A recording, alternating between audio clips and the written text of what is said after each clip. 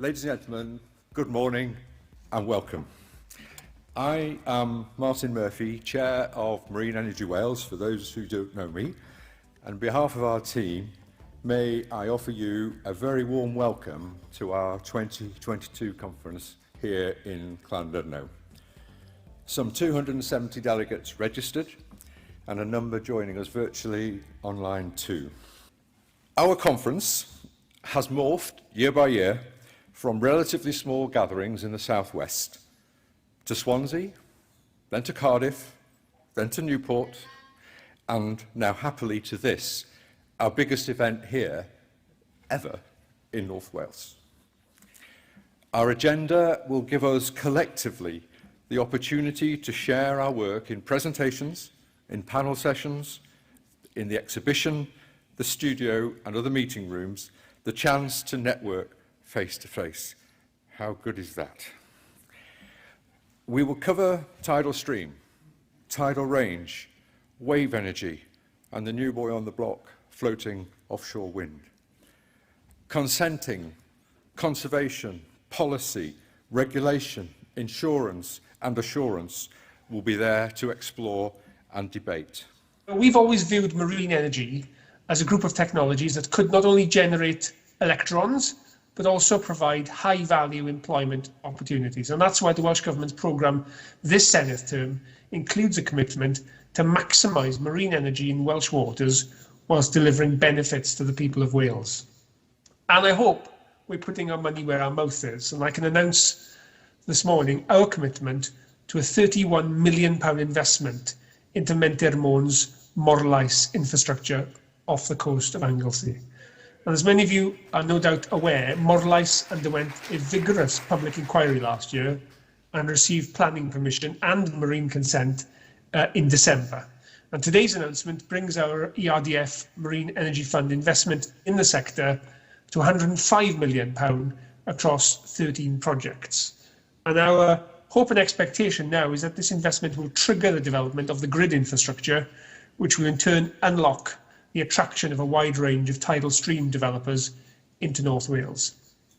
And we need more of this investment and more investment in grid infrastructure, as you know, to unlock the full potential in Wales for a renewables-led energy system. And the crisis in Ukraine underlines the urgency with which we need to be progressing to a renewables-led energy system. And I only hope that the UK government, when they come to announce their rapid new energy policy in the coming days, don't take a retrograde step and look back to fossil fuels. There is no future there. The future is in green energy, in green hydrogen, in renewables onshore and offshore, and in turning every home into a power station. That's what we must embrace. And I've, just before Christmas, undertook a rapid review, a deep dive, looking at what the barriers to rapid deployment in Wales were. And we've come up with, I hope, a number of helpful, practical steps forward, done in co-production with many in the sector. And one of the things I think will have, I hope, the biggest impact is the end-to-end review that we've committed to do. We're just about to start into the marine planning process. The grid, though, as you know, is a real issue and something that we need to work together to put pressure on National Grid and the UK government to unlock.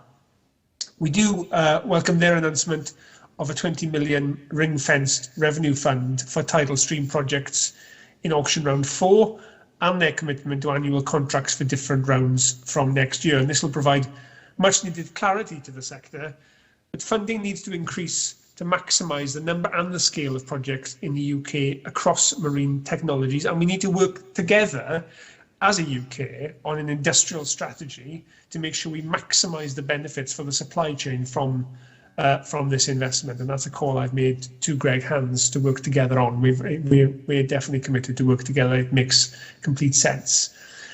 Now, providing support for emerging technologies drives improvement and innovation, and as you know, rapidly reduces costs. Fixed offshore wind is a success story of early investment, now delivering cost-effective, clean renewables at scale. And this success can be replicated across other renewable technologies and innovative energy solutions. We've created the Marine Energy Programme, which is 3 strands of activity. It's investigating the creation of a tidal lagoon challenge, the establishment of a revenue support mechanism to support tidal stream projects, which could sit alongside the UK's contracts for difference, and exploring the challenges and opportunities to develop our port infrastructure, which could enable high quality supply chain development in Wales. And alongside these activities, we're looking to accelerate our work within the marine environment, and the publication of our first marine plan in 2019 was a step change with the introduction of a completely new planning system for Welsh seas. And of course, we recognise the need to achieve delicate balance in planning for and regulating new development, because not only do we face a climate emergency, we also face a nature emergency, and we need to take actions which respect both of those. So we're seeking positive steps in decision-making process which address this balancing act. We published our first sector location guidance for tidal stream and wave energy earlier this year, and this guidance, we hope, will provide a focus to assist these technologies in planning for future development. We've also kicked off a major programme of work to develop marine strategic resource areas, SNAP-EA, SRAs. And we have a series of workshops currently underway, which many of you are involved in, focusing on emerging renewable technologies, tidal, wave, floating, offshore, aggregates, and aquaculture. And we aim to consult on potential SRAs next year, following conclusion of the mapping process.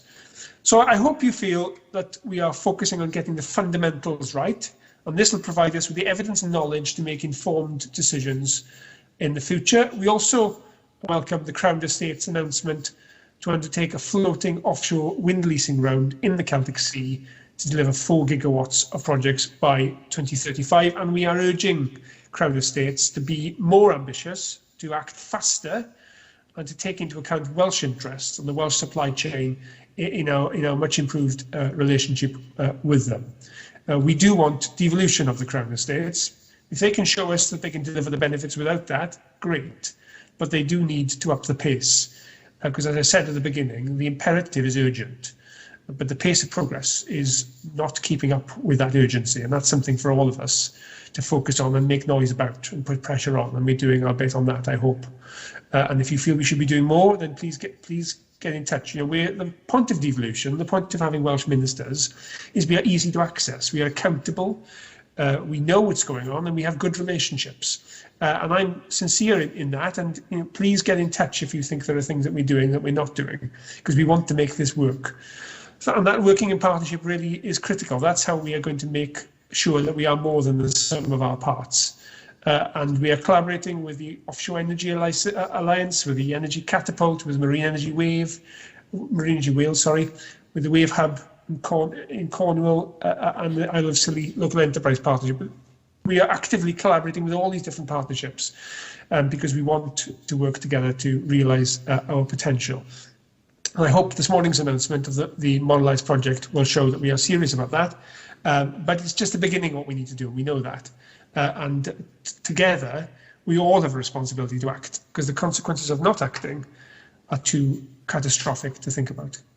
So with that happy thought, I wish you a good day in Llandudno, and I'm sorry again not to be with you. Diolch yn fawr.